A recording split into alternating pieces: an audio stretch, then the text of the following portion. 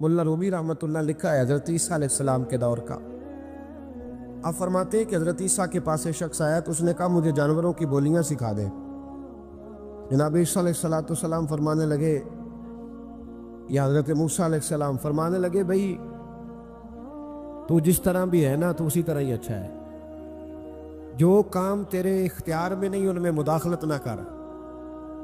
जो काम जिसका है उसी को साजे। तू मुदाखलत में कर लगा, नहीं मेहरबानी करे। आपने फरमाया चलो ठीक है सिखा देते। वो आदमी घर के अंदर बैठा था तो जानवर रखे हुए थे, घोड़ा था, गाय थी, बकरी थी, बिल्ली थी, कुत्ता था, चंद जानवर थे। तो छोटी सी कोई चीज गिरी हुई थी तो कुत्ता खाने लगा तो बिल्ली ने पहले खा ली। उसने कहा मुझे तू क्यों नहीं खाने दिया, सारी खा गया है। तो बिल्ली कहने लगी फिक्र न कर, तुम्हारे मालिक का घोड़ा कल मर जाएगा, बड़ा सारा गोश्त होगा, खा लेना। तो मालिक ने बात सुन ली, वो बड़ा स्मार्ट बना, घोड़ा रात को ही बेच आया, तो अगले घर जाके मर गया। अब अगले दिन बिल्ली और कुत्ता फिर बात कर रहे हैं तो कुत्ता कहता है तू बड़ी झूठी है, तूने कल कहा था घोड़ा मरेगा, वो तो मरा ही नहीं। कहने लगी चल फिक्र में कर, आज गाय मरेगी। उसने सुन लिया और गाय भी छोड़ आया। फिर उसने कहा तू बड़ी झूठी है, तूने कहा था गाय मरेगी, कोई नहीं मरी। कहने लगी फिक्र न कर, आज बकरी मरेगी। उसने सुन ली, बकरी भी छोड़ आया। मुल्ला रूमी रहमतुल्लाह ताला अलैह फरमाते हैं कि बिल्ली बड़ी मायूस बैठी है तो दूसरा जानवर कुत्ता उससे पूछता है कि तू आज बड़ी परेशान है, क्या हुआ? बड़े तू झूठ बोलती थी, आज बड़ी मायूस है। कहने लगी परेशान इसलिए हो कि आज हमारे मालिक की रूह परवाज कर जाएगी। बकरी तो छोड़ आया था, गाय तो छोड़ आया था, घोड़ा तो छोड़ आया था, अपने आप को कहां छोड़ के आता? हजरत इस्राइल अलैहिस्सलाम से भी कुछ छुप सकता है। अब बड़ा परेशान हुआ, हजरत ईसा अलैहिस्सलाम की खिदमत में, हुजूर मेहरबानी करे, वो तो बातें कर रहे हैं जानवर के मेरी बारी है। तो आप फरमाने लगे तुझे कहा था तू जिस हाल में है उसी में रह, आगे बढ़ के मुदाखलत न कर, अपने दायरा कार के अंदर रह, तू आगे बढ़ा है, तू मर्जी का रिजल्ट चाहता था। कहा हुजूर मेहरबानी करे, अब होगा क्या? आप फरमाने लगे तेरे घर के अंदर एक शख्स की मौत लिखी हुई थी, घोड़े का वक्त आया तो तू उसे छोड़ आया। अब वही मौत जब गाय पे आई तो उसे छोड़ आया। अब तूने तो समझा कि मैंने वहां से भी लाख बचा लिया है, यहां से भी 80,000 बच गया है।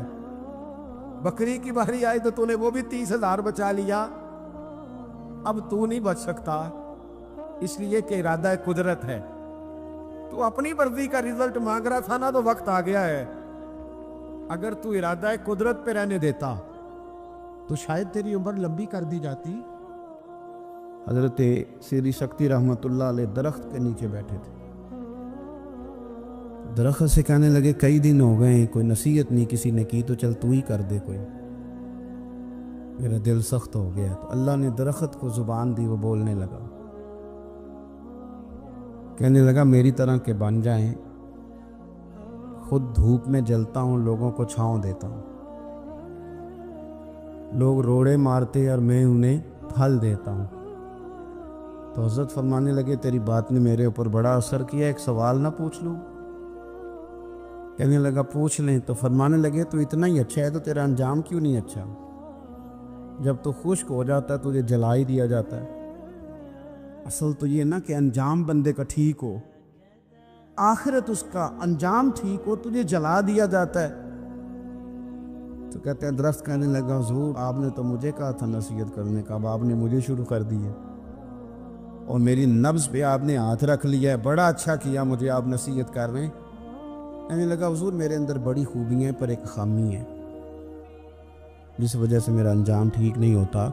मेरे पास इस्तकामत कोई नहीं, इधर की हवा होती है मैं भी उधर का ही हो जाता हूँ। अगर कहीं इस्तकामत होती तो फिर मेरा ये अंजाम न होता। इस्तकामत इख्तियार करें ज़िंदगी के अंदर, इस्तकामत जो है वो इंसान का अंजाम ठीक करती। तेरा जो तवक्कुल है वो मजबूत होना चाहिए, तेरा भरोसा अपने रब की ज़ात।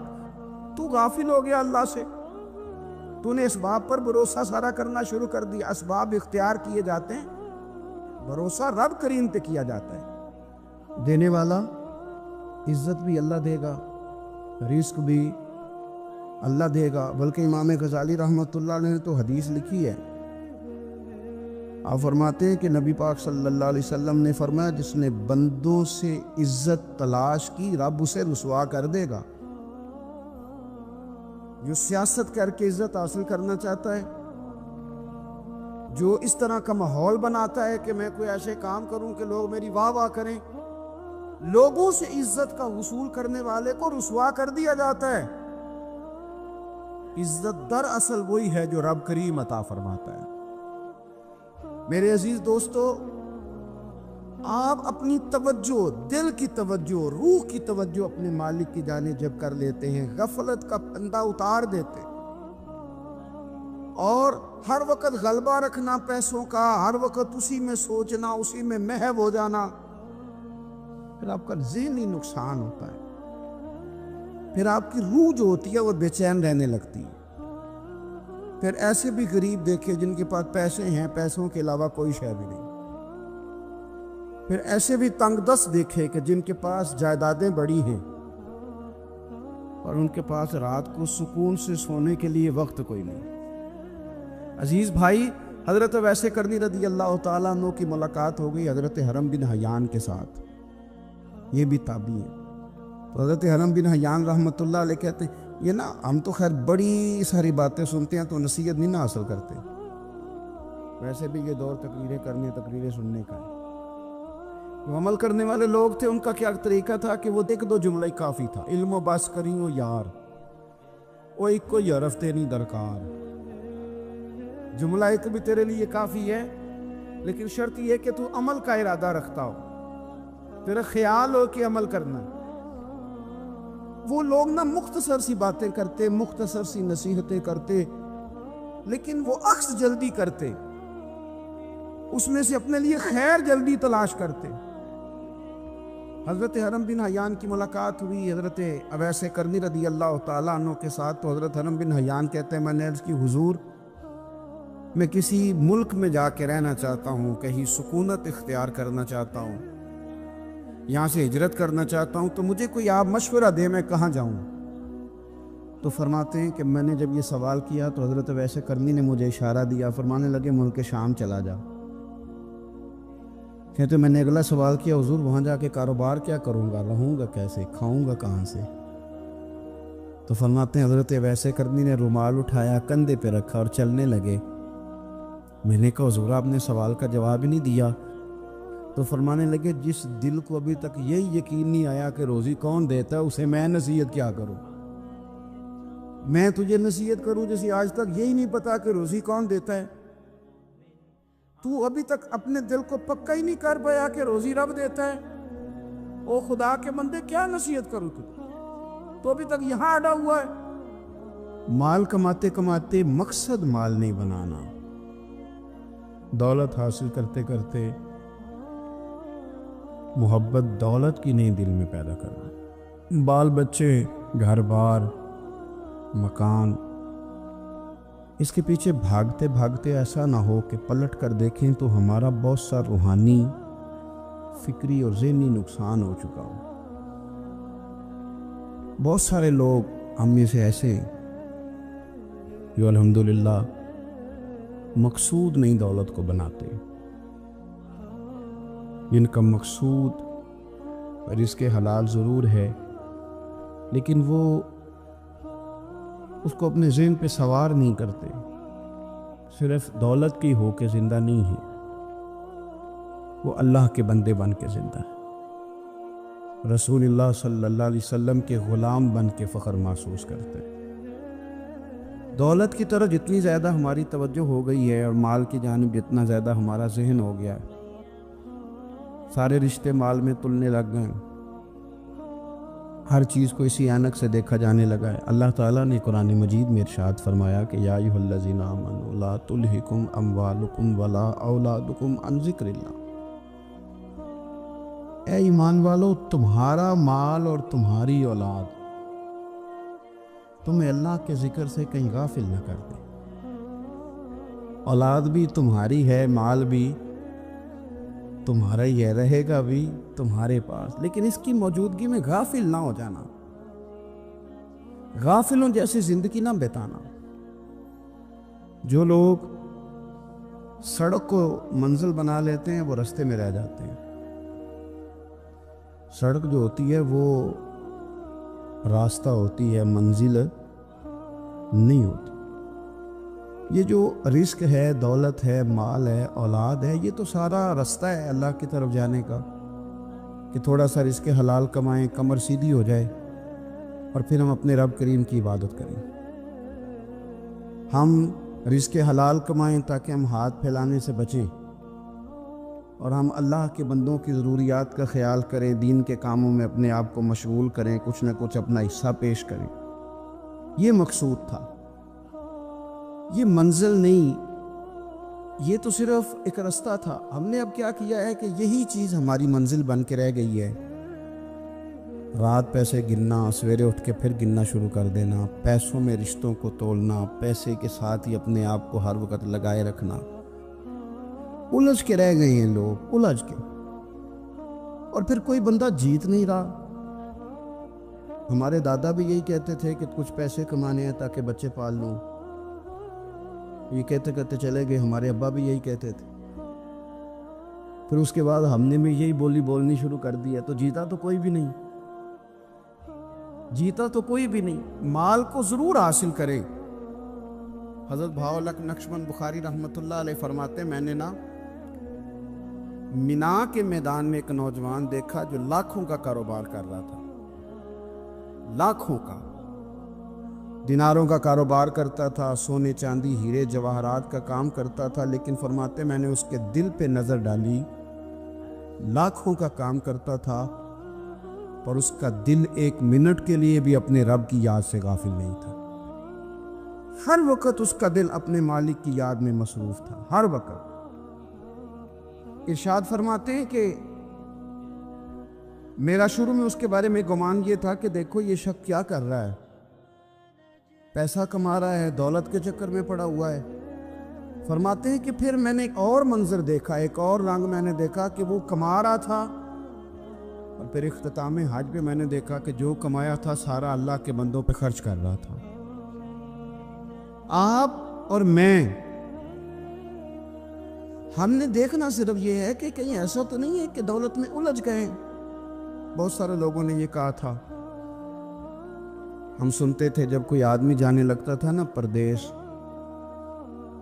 पैसा कमाने के लिए, तो वो कहा करता था कि मैं मुल्क से बाहर जा रहा हूँ, 2 4 5 साल लगा के आऊँगा, वापिस आके फिर यहाँ मैंने कोई काम करना है, थोड़े से पैसे कमाऊँ ताकि यहाँ ना फिर मेरा सिलसिला कोई बन जाए। वो 3 साल लगाने गए थे पर 30 गुजर गए हैं, लौट के वापस कोई नहीं आए। वो 4 साल का कह के गए थे पर साल 40 हो गए, लौटे नहीं। क्यों नहीं लौटे? इसलिए कि पहले मुफाद छोटा था, ख्याल ये था कि थोड़े से पैसे आ जाएंगे, बच्चों का खर्चा चलने लग जाए, फीसें पूरी होने लग जाएं, और मुझे किसी से मांगना ना पड़े, तो बस फिर मैं कामयाब हूँ। ये तय किया था। उसके फौरन बाद फिर जब बाहर गए तो ख्याल आया कि नहीं, सिर्फ पंखे का नहीं, एसी का बिल भी देना पड़ेगा। फिर थोड़ा और आगे बढ़े तो ख्याल आया कि छोटी गाड़ी पे गुजारा नहीं होता, बड़ी गाड़ी ना ले लें। फिर ख्याल आया कि बड़ी गाड़ी लिया तो ये तो अंदर खड़ी नहीं होती, सामने वाला प्लाट मिल जाए तो ज़रा गिराज अच्छा बन जाएगा। फिर उलझते उलझते उलझ गए दोस्तों। फिर ना मालिक हकीकी की जानिब वो नज़र जो हमारी होनी चाहिए थी ना रही। ज़ौक़ से नमाज पढ़ते थे, फिर हमारी नमाजें मुख्तसर हो गई। हम सवेरे उठ के ज़ौक़ से कुरान पाक पढ़ते थे, फिर वो वक्त भी हमारा दफ्तर की तैयारी में लग गया। रात दुरूद शरीफ पढ़ते थे, लेकिन वो भी सारा हमारा हिसाब किताब में वक्त गुजर गया। हमने ये समझा ही नहीं कि दौलत कारखाना नहीं देता, दौलत सेठ साहब नहीं देते, दौलत आपको आपकी फैक्ट्री नहीं देती, देने वाले तो रब करीम की ज़ात है। تو جہاں سے آنا تھا وہاں توجہ دینی چاہیے تھی کہ جہاں صرف ایک سبب تھا، ذریعہ تھا۔ حضرت اویس کرنی رضی اللہ تعالیٰ عنہ، ہمارے صوفیاء میں ایک لفظ بولا جاتا ہے فقر بوذر، یعنی کچھ لوگ ایسے ہیں جو سیدنا ابو ذر غفاری رضی اللہ تعالیٰ عنہ کے طریقے پہ چلتے ہیں۔ ایک لفظ بولا جاتا ہے فقر بوذر، کچھ لوگ فقر بوذر کے قائل تھے، اسی مزاج کے قائل تھے حضرت سیدنا اویس کرنی رضی اللہ تعالیٰ۔ ان کے ذہن میں ایک بات بیٹھ گئی تھی کہ یار دینے والا اللہ ہے، ہماری جو غفلت ہے نا وہ بھلا کیوں ہوئی ہے؟ وہ اس لیے ہوئی ہے کہ پیسے کسی کو بھی برے نہیں لگتے، پتہ نہیں ان میں کیا کشش ہے۔ یہ نہ آپ کسی جگہ بھی ان کا نام لے لیتے ہیں، یہ کسی جگہ بھی آ جاتے ہیں تو یہ برے لگتے ہی نہیں۔ یہ جناب بڑی بڑی فقیری کا دعویٰ کرنے والے اور لوگوں کو طریقت اور تصوف کا درس دینے والے، ان کو بھی یہ اچھے لگتے ہیں۔ یہ تو جناب جو لوگوں کو کہہ رہے ہیں فقیر ہو جاؤ فقیر ہو جاؤ، وہ خود امیر ہوتے جا رہے ہیں۔ یہ پتہ نہیں ان میں کیا ہے ایسا خاص۔ ہمارے ایک استاد تھے تو مزاج میں بڑی ظرافت تھی، حالانکہ بڑے اللہ والے بندے تھے، تو بات بڑی وہ دل لگی کیا کرتے تھے۔ تو ایک دن ہم نے پوچھا استاد جی خوشبو کون سی اچھی لگتی ہے؟ کہنے لگے بیٹا جو پیسوں میں سے آتی ہے وہ مجھے بڑی اچھی لگتی ہے، اس لیے کہ ملتے کم ہیں۔ ہمارا نا جب اس طرح کا ذوق بن جاتا ہے نا، آپ مزاج بنا لیتے ہیں پیسوں کا، لوگ سمجھتے ہیں کہ غریبی کا ڈر شاید زیادہ ڈر ہے، لیکن کبھی آپ دروازہ رسول پہ جائیں نا تو حضور نے تو کوئی اور ڈر بیان کیا ہے۔ حضرت ابو عبیدہ بن جراح رضی اللہ تعالیٰ عنہ بحرین سے نا مال لے کے آئے بہت سارا، حضور نے بھیجا، جزیہ لینے گئے یا مال غنیمت کا کچھ مال تھا، آپ لے کے مسجد میں آئے تو لوگوں کو پتہ چل گیا کہ آج مال آیا ہے۔ اب سب کو حصہ ملتا تھا اس میں سے، بدریوں کو زیادہ ملتا تھا، باقی لوگوں کو بھی ملتا تھا۔ تو فجر کی نماز کے بعد لوگ گھروں کو جایا کرتے تھے، لیکن آج پتہ چلا نا مال آیا ہے۔ تو یہ سیاستہ میں حدیث موجود ہے، سب لوگ مسجد میں بیٹھے رہے۔ حضور علیہ السلام نے فرمایا تمہیں پتہ چل گیا مال آیا ہے؟ عرض کی حضور ہاں۔ فرمایا تمہیں بانٹنے لگے ہیں، دینے لگے ہیں۔ ہم نا غریبی سے ڈرتے ہیں، ہم اپنے بچوں کے لیے دعا کرتے ہیں ان پہ غربت نہ آئے، ہم اپنے بہن بھائیوں کے لیے دعا کرتے ہیں ان پہ غربت نہ آئے، کرنی چاہیے، لیکن ذرا اس حدیث کے مفہوم کو بھی دیکھیے گا۔ نبی پاک صلی اللہ تعالیٰ علیہ وآلہ وسلم نے فرمایا تمہیں دینے لگے ہیں، مال آ گیا ہے، لیکن میرے قریب نے اپنی امت کے لیے جس چیز کا ڈر محسوس کیا وہ کیا ہے؟ حضور کے دل میں کس چیز کا خدشہ تھا وہ کیا ہے بیان کیا۔ حضور فرمانے لگے لوگو مجھے تم پر غربت کا ڈر نہیں، یہ ڈر نہیں کہ تم غریب ہو جاؤ گے، بلکہ مجھے تو ڈر ہے کہ تم پر دولت پھیلا دی جائے گی، تم زیادہ مالدار ہو جاؤ۔ خوف غریبی کا نہیں، خوف تمہارے مال کا ہے۔ اور حضور فرماتے ہیں کہ پھر تم انہی باتوں میں مبتلا ہو جاؤ گے جن میں پرانی امتیں مبتلا ہوئی تھی، اور جب وہ اللہ کی نافرمانی میں مبتلا ہوئی تھی تو پھر وہ ہلاک کر دی گئی تھی۔ مجھے ڈر ہے، مجھے ڈر ہے۔ ہاں جہاں دولت آتی ہے وہاں سستی بھی آتی ہے، جہاں دولت آتی ہے وہاں معاذ اللہ عیاشی بھی آتی ہے، جہاں دولت زیادہ آ جاتی ہے وہاں پھر لوگ ہر چیز کو دولت میں تولنے لگتے ہیں۔ جہاں دولت زیادہ آتی ہے میرے بھائی پھر لوگ سمجھتے ہیں کہ ہر چیز میں خرید لوں گا، پھر لوگوں کے ذہنوں کے اندر اس طرح کا فطور آتا ہے۔ حضور نے فرمایا مجھے ڈر ہے تمہارے دولت مند ہونے کا، ڈر ہے دولت مند ہونے کا۔ یارو اپنے پیسوں سے ڈرا کرو، اپنی جائیدادوں سے ڈرا کرو، اپنے مال سے ڈرا کرو۔ وہ ہم نے جو بڑے بڑے محلات تعمیر کرنے شروع کیے ان سے ڈرا کرو، اس لیے کہ حضور نے فرمایا مجھے ڈر ہے۔ حضرت ابو بکر صدیق رضی اللہ تعالیٰ عنہ تشریف فرما تھے، ہمارے نا بچے بہت زیادہ آسانی مانگتے ہیں. اقبال نے کہا لہو مجھ کو رلاتی ہے جوانوں کی تن آسانی.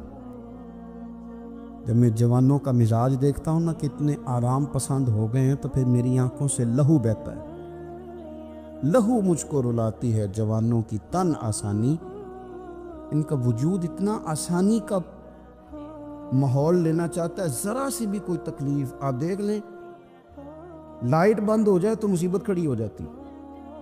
کسی جگہ چند منٹ کے لیے، آدھے گھنٹے کے لیے ٹریفک بند ہو جائے تو مثلاً کیا ہو جائے گا. لیکن یہ کہ طبیعتوں میں تلخی، اور جب وہ گاڑیاں آہستہ آہستہ چلتی ہیں تو ایک دوسرے سے آگے بڑھنے کی وہ شدت، وہ ہمارے مزاج میں ایک دوسرے کے بارے میں دل میں بڑے بڑے جملے. کیوں؟ اس لیے کہ ہماری طبیعت آسانی پسند ہے. ذرا سی بھی کوئی رکاوٹ ہم نہیں برداشت کرتے. تھوڑی دیر کے لیے ٹھہرنا پڑ جائے ہمارے لیے بڑا مشکل کام. آپ ہمیں ہماری مرضی کے خلاف کوئی بات کر دیں تو ہمیں بگڑا ہوا سمجھے. ہماری طبیعت میں وہ آسانی ہے.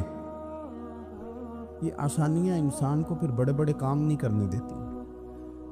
پھر انسان کمزور پڑ جاتا ہے. پھر وہ کوئی کسی انقلابی تحریک کا کبھی حصہ نہیں بن سکتا. اگر وہ بڑی صلاحیت بھی رکھتا ہو تو وہ زندگی میں کوئی کارنامہ سر انجام نہیں دے پاتا، کیونکہ طبیعت میں آسانی آ گئی. اس کا مزاج ہی نہیں. جس بندے کو گرمی زیادہ لگتی ہے وہ کیسے آگے بڑھے گا؟ یہ سیٹھوں کے بیٹے، مالداروں کے بیٹے، پیروں کے بیٹے، بڑے بڑے جناب مشائخ کے صاحبزادگان، الا ماشاءاللہ، آگے نہ بڑھنے کی وجہ کیا ہے؟ صرف یہ ہے کہ طبیعت کا تقاضا یہ ہے کہ ایک آدمی نے رومال پکڑا ہے، دوسرے نے جوتا پکڑا ہے، تیسرا گاڑی کھول رہا ہے. جب آپ اس قدر زیادہ ان کو آسانیوں میں مبتلا کر دیتے ہیں، پھر ان کے لیے جہاد کرنا، میدان میں نکلنا ممکن ہے. حضرت یوسف علیہ السلام کے بھائیوں نے کہا کہ سمجھ تو آ گئی ہے ہمیں کہ ہم نے زیادتی کی، ظلم کیا، اب کرنا کیا ہے؟ تو جناب یوسف کہنے لگے کچھ بھی نہیں کرنا، جاؤ تمہیں معاف کیا. معافی مل گئی. انہوں نے کہا کہ ہمیں تو معافی مل گئی، تو ابا جی تو رو رو کے ان کی بصارت کم ہو گئی آنکھوں کی. ماں بڑا پیار کرتی ہے، پر بیٹے سے جو باپ پیار کرتا ہے اس کا بھی اندازہ کوئی نہیں کر سکتا. کوئی نہیں کر سکتا. دیکھیں نا، اللہ کے نبی حوصلے والے، صبر والے ہوتے ہیں، پر بیٹے کی جدائی بین اللہ کے نبی نے بھی اتنے آنسو بہائے، اتنے آنسو بہائے بیٹے کی جدائی میں کہ نظر آنا کم ہو گیا. بصارت. بیٹے کو ابا جب بھی فون کرتا ہے پردیس میں کہ تو آ جا چند گھڑیوں کے لیے، میرا پتہ کوئی نہیں. کہتا ابا جی بس ایک کاغذ رہ گیا، میں آیا.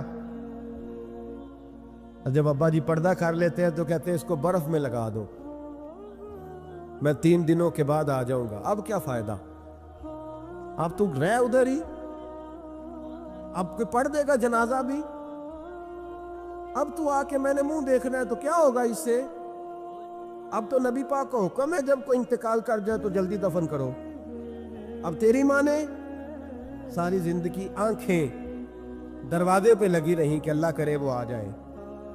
اس وقت تو تجھے خیال نہیں آیا، تو تجھے کاغذوں سے پیار رہا، تو اب کس بات کا انتظار؟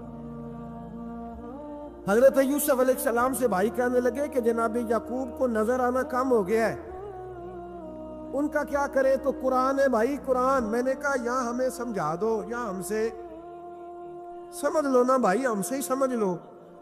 یہ کس آیت کا بتاؤ، کیا ترجمہ کریں بتاؤ.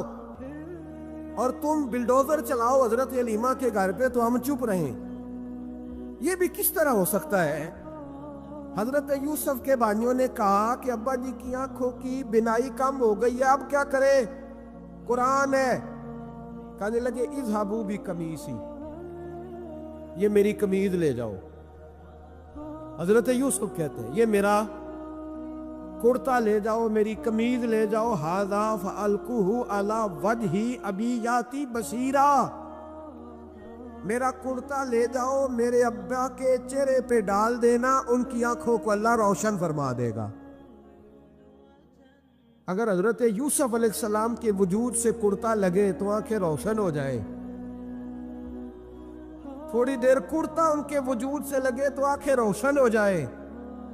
اور جناب حلیمہ کے کمرے میں، حجرے میں، گھر میں تو 4 سال میرے نبی گھومتے رہے، وہاں آرام کرتے رہے، وہاں تو حضرت جبریل ان کا دیدار کرنے آتے رہے، وہاں تو فرشتے اس گھر کو جھک جھک کر دیکھتے رہے. وہ مکان جنت نظیر جہاں اللہ کی ساری رحمتیں برستی رہی، اس میں تبرک ہی کوئی نہیں، اس میں برکت ہی کوئی نہیں. آؤ، یہ تو بات ہے نا حضرت یوسف علیہ السلام کی، بخاری مسلم. میں نے کہا کہ یار یا تو یہ حدیث علیحدہ کر یا پھر ہمیں اس حدیث کا ترجمہ بتاؤ. بات بھی کسی معمولی ہستی کی نہیں، جناب سیدہ عائشہ صدیقہ کی بڑی بہن، حضرت ابو بکر صدیق کی بڑی صاحبزادی، اور وہ والی بی بی جسے میرے نبی نے پیار ہی بڑا کیا ہے. حضور کے لیے غار ثور میں کھانا لے کے جانے والی حضرت اسماء بنت ابی بکر صدیق، وہ کہتی ہیں میرے پاس مصطفیٰ کا ایک جبہ تھا، حضور کا ایک جبہ. کون سا؟ جسے میرے نبی نے کچھ دفعہ یا ایک دفعہ پہنا تھا. تو کہا اماں جی پھر آپ نے کیا کیا؟ تو حضرت جناب سیدہ اسماء بنت ابی بکر صدیق کہنے لگی وہ تھا حضرت عائشہ کے پاس. جب وہ بیمار رہنے لگی تو میں نے کہا عائشہ یہ خزانہ بڑا قیمتی ہے، مجھے نہیں دے دیتی؟ وہ جبہ میں نے لے لیا. بخاری مسلم ہے، بخاری مسلم. حضرت جناب سیدہ اسماء بنت ابی بکر صدیق سے لوگوں نے پوچھا اماں جی آپ کیا کرتی ہیں؟ فرماتی ہیں جس بیمار کو کہیں سے شفا نہیں ملتی لوگ اسے میرے پاس لاتے، میں اس جبے کا ایک کونا پکڑ کے پانی کے پیالے میں ڈبوتی اور وہ پھر وہ پانی بیمار کو پلاتی تو اللہ اسے ہر بیماری سے شفا عطا فرما دیتا. اللہ اسے ہر بیماری سے. میرے اعلیٰ حضرت فرمانے لگے لا و رب العرش جس کو جو ملا ان سے ملا. قسم اٹھا کے کہتے ہیں لا و رب العرش جس کو جو ملا ان سے ملا.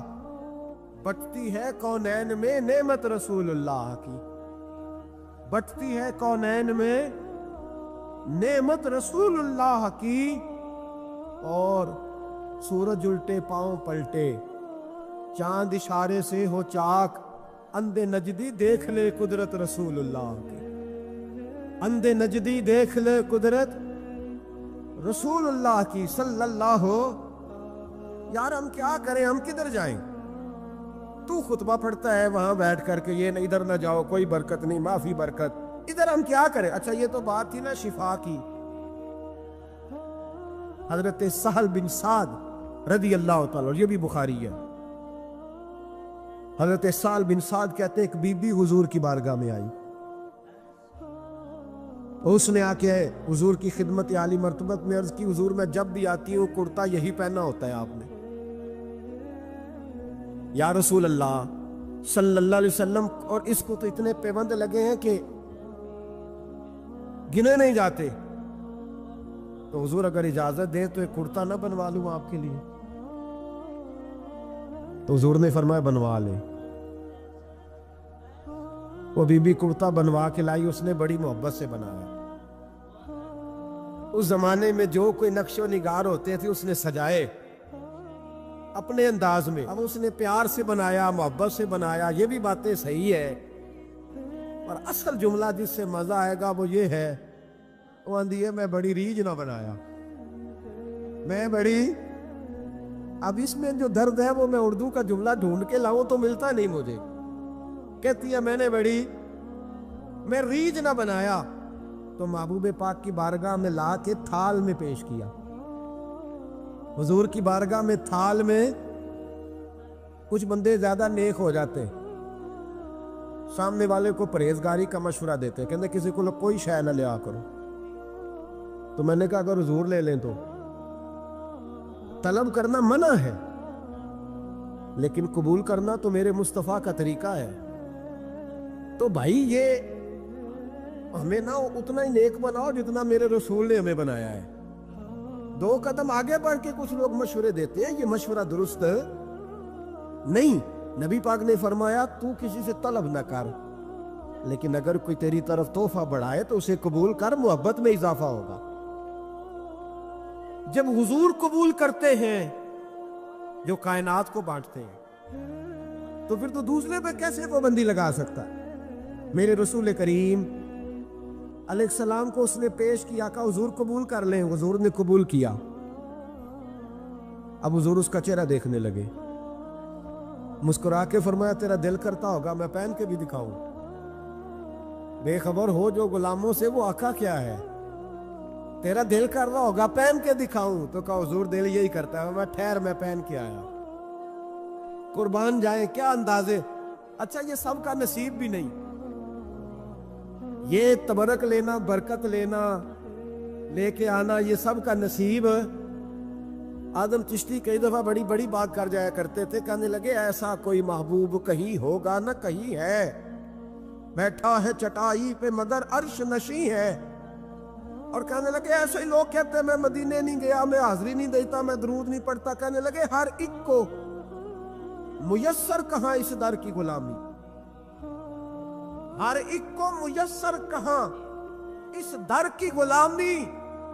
اس در کا تو دربان بھی جبریل امی ہے، ہر ایک کو میسر کہاں۔ بھائی تو ایسا ہی کہہ رہا میں گیا نہیں، ہر ایک کو میسر کہاں اس در کی غلامی، اس در کا تو دربان بھی۔ ایک جگہ کہنے لگے تمہارے رخسار کی تجلی تجلی نور سرمدی ہے، یہ مہر و ماں کی ضیاء نہیں ہے، تمہارے چہرے کی روشنی ہے۔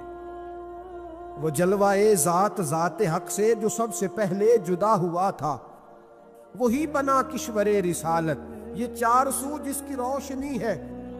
جو ہم بشر ہیں تو وہ بشر کیوں، جو وہ بشر ہے تو ہم بشر کیوں، یہ راز ہے ایک، اسے وہ سمجھے جسے حقیقت سے آشنی، جسے حقیقت سے آ گئی ہے۔ اور پھر آدم چشتی کہنے لگے زمانہ حیران کہ ایک بشر لامکان پہ پہنچا تو کیسے پہنچا، زمانہ حیران ایک بشر لامکان پہ پہنچا تو کیسے پہنچا۔ میں محو حیرت ہوں کہ عرش کی جان زمین پہ کس طرح رہ رہی ہے، میں محو حیرت ہوں کہ عرش کی جان زمین پہ کیسے رہ رہی ہے۔ تو بھائی نبی کریم علیہ السلام نے کہا تو ٹھہر میں پہن کے آیا، حضور اندر تشریف لے گئے، تھوڑی دیر کے بعد پہن کے آئے۔ اس خاتون کو اتنی خوشی ہوئی کہ اس کی آنکھوں میں آنسو ہی آ گئے، کہنے لگی دیکھو میرا نصیب میں بنا کے لائی ہوں، مصطفیٰ نے قبول فرمایا۔ بڑی راضی ہوئی، چلی گئی۔ حضرت سہل بن سعد کہتے ہیں قریب ایک صحابی کھڑے تھے، اور شارحین نے لکھا ہے معمولی آدمی نہیں، حضرت عبد الرحمن ابن عوف تھے، صحابہ میں سب سے امیر آدمی۔ اللہ اکبر، ذرا لطف دیکھیے گا۔ کہتے ہیں وہ قریب کھڑے تھے، جب حضور نے پہنا نا تو تعریفیں کرنے لگے، کہنے لگے سوڑیاں کمال ہی ہو گئی ہے، معبوم کیا بات ہے، حضور اس کے بنانے کی محبت کی بھی کیا ہی بات ہے، پر جو اللہ نے رنگ روپ آپ کو عطا فرمایا اس کی بھی کیا ہی بات ہے۔ یا رسول اللہ اتنا پیارا لگ رہا ہے، اتنا پیارا۔ جب کوئی زیادہ تعریف کری نا تو تعریف کرنے والوں کی بھی اپنی اپنی نیتیں ہوتی ہے نا۔ جب زیادہ ہی تعریف کی تو حضور نے فرمایا تجھے پسند آ گیا دے دوں، اور پسند آ گیا تجھے۔ کچھ بندے سیاڑے ہوتے ہیں، پتا ہوتا ہے جو مرضی پہ آ کے تیاڑی نہیں کرتا، جنہ مرضی تعریف کرو وہ کہتے تو لگا رہو مجھے پتا تو کی پیار ہے، تو کہا پسند آ گیا یا رسول اللہ بڑا، تو فرمایا چاہیے، کہ حضور مہربانی ہو جائے تو کیا ہی بات ہے۔ سرکار اندر گئے، وہ پرانا کرتا دوبارہ پہنا، اور میرے رسول پاک علیہ السلام نے اس کرتے کو اتارا، بخاری پڑھ رہا ہوں، اور نبی پاک نے لا کے دیا، فرمایا چل یار وہ بھی راضی ہو گئی ہے تو بھی راضی ہو جا، جب دونوں ہی راضی ہو جائے، وہ بھی راضی ہو کے گئی تو بھی راضی ہو کے جا۔ اس کو دیا، حضور چلے گئے۔ صحابہ بعد میں اس صحابی کے پیچھے کہنے لگے یار تو تگڑا بندہ ہے، تجھے ضرورت ہی نہیں تھی۔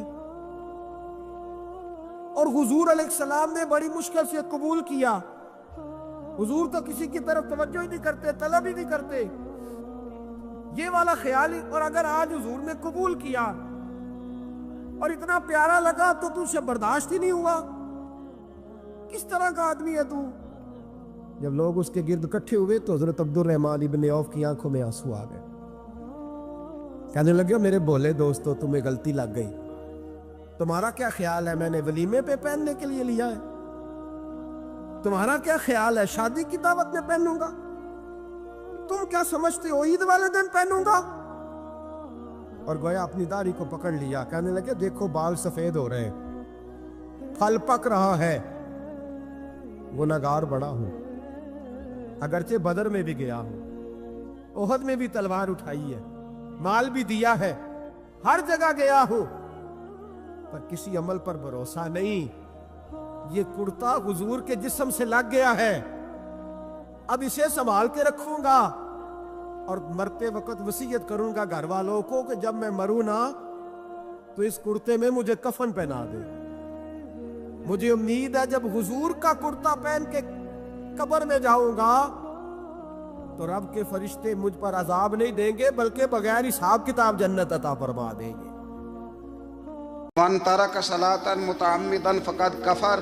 میرے رسول نے حقیقت بیان کی، فرمایا جس نے ایک نماز بھی جان بوجھ کے چھوڑی اس نے رب کے رب ہونے کا انکار کیا، اس نے کفران نعمت کیا. یہ حقیقت ہے، کوئی کلیریفیکیشن نہیں، کوئی وضاحت نہیں. جو نماز نہیں پڑھتا جھوٹ بولتا ہے، غلط بیانی کرتا ہے. جو شخص رزق حرام کما کے کہتا ہے کہ اس کے بغیر گزارا نہیں چلتا وہ جھوٹ بولتا ہے. اس لیے کہ رب فرماتا ہے جب تجھے پیدا کیا تو تیرا رزق میرے ذمہ ہے. اللہ فرماتا ہے کہ لا یکلف اللہ نفسا الا وسعہا، میں کسی پر وہ بوجھ نہیں ڈالتا جو اٹھا نہ سکے. نماز فرض کیا اس کا مطلب ہے ہم پڑھنے کے قابل ہیں. اس نے ہمارے ذمہ داریاں لگائی ہیں تو مطلب یہ ہے کہ ہم ذمہ داریاں ادا کرنے کے قابل ہیں، ورنہ وہ کہتا ہے میں وہ بوجھ ڈالتا ہی نہیں جو تجھ سے اٹھایا نہ جائے. من ترک صلاۃ متعمدا فقد کفر. میرے رسول نے حقیقت بیان کی، فرمایا جس نے ایک نماز بھی جان بوجھ کے چھوڑی اس نے رب کے رب ہونے کا انکار کیا، اس نے کفران نعمت کیا. یہ حقیقت ہے، کوئی کلیریفیکیشن نہیں، کوئی وضاحت نہیں. جو نماز نہیں پڑھتا جھوٹ بولتا ہے، غلط بیانی کرتا ہے. جو شخص رزق حرام کما کے کہتا ہے کہ اس کے بغیر گزارا نہیں چلتا وہ جھوٹ بولتا ہے. اس لیے کہ رب فرماتا ہے جب تجھے پیدا کیا تو تیرا رزق میرے ذمہ ہے. اللہ فرماتا ہے کہ لا یکلف اللہ نفسا الا وسعہا، میں کسی پر وہ بوجھ نہیں ڈالتا جو اٹھا نہ سکے. نماز فرض کیا اس کا مطلب ہے ہم پڑھنے کے قابل ہیں. اس نے ہمارے ذمہ داریاں لگائی ہیں تو مطلب یہ ہے کہ ہم ذمہ داریاں ادا کرنے کے قابل ہیں، ورنہ وہ کہتا ہے میں وہ بوجھ ڈالتا ہی نہیں جو تجھ سے اٹھایا نہ جائے. من ترک صلاۃ متعمدا فقد کفر. میرے رسول نے حقیقت بیان کی، فرمایا جس نے ایک نماز بھی جان بوجھ کے چھوڑی اس نے رب کے رب ہونے کا انکار کیا، اس نے کفران نعمت کیا. یہ حقیقت ہے، کوئی کلیریفیکیشن نہیں، کوئی وضاحت نہیں. جو نماز نہیں پڑھتا جھوٹ بولتا ہے، غلط بیانی کرتا ہے. جو شخص رزق حرام کما کے کہتا ہے کہ اس کے بغیر گزارا نہیں چلتا وہ جھوٹ بولتا ہے. اس لیے کہ رب فرماتا ہے جب تجھے پیدا کیا تو تیرا رزق میرے ذمہ ہے. اللہ فرماتا ہے کہ لا یکلف اللہ نفسا الا وسعہا، میں کسی پر وہ بوجھ نہیں ڈالتا جو اٹھا نہ سکے. نماز فرض کیا اس کا مطلب ہے ہم پڑھنے کے قابل ہیں. اس نے ہمارے ذمہ داریاں لگائی ہیں تو مطلب یہ ہے کہ ہم ذمہ داریاں ادا کرنے کے قابل ہیں، ورنہ وہ کہتا ہے میں وہ بوجھ ڈالتا ہی نہیں جو تجھ سے اٹھایا نہ جائے. من ترک صلاۃ متعمدا فقد کفر. میرے رسول نے حقیقت بیان کی، فرمایا جس نے ایک نماز بھی جان بوجھ کے چھوڑی اس نے رب کے رب ہونے کا انکار کیا، اس نے کفران نعمت کیا. یہ حقیقت ہے، کوئی کلیریفیکیشن نہیں، کوئی وضاحت نہیں. جو نماز نہیں پڑھتا جھوٹ بولتا ہے، غلط بیانی کرتا ہے.